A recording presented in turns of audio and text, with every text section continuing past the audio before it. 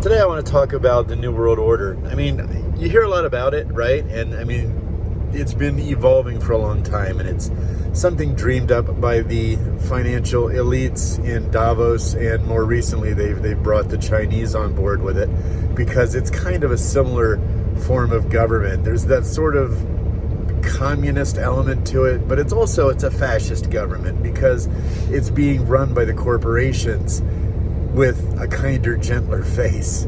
That's all. That in the end is not kinder or gentler, as we're seeing, because in all these first world countries like Australia, the UK, Canada, and the United States, we see a sort of far left communo-fascist thing taking shape.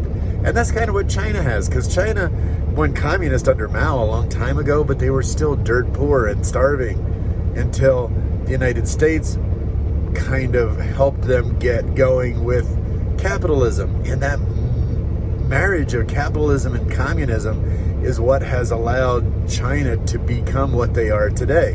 And so now I think that's, the Premier of Canada, Trudeau, he's already said how much he admires Canada, and others have too. So that's a lot of what they're looking at. That's what our leadership is looking at.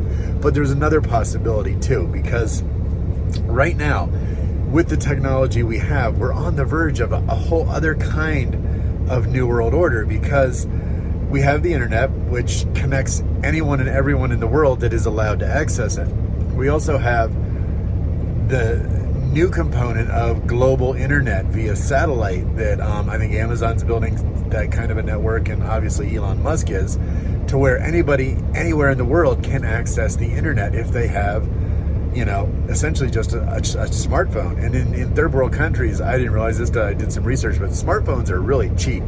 So it's not out of the reach of anyone in the world to have a smartphone. And once you have that, you have access to a world-class education at any grade level, from preschool right up through Ivy League university, and it's free. It's all on the web. So anybody in the world can have a first world education now. All you need is a smartphone that can connect to the internet, and you have it all right at your fingertips. And that means, at the same time, you should be able to connect with people everywhere in the world. And the only thing that kind of worried me was translation. But, you can translate pretty much anything on the web to whatever language you want it to now. And speech to text translation is almost to the point where it can translate any video into any language, in subtitles that you want in real time.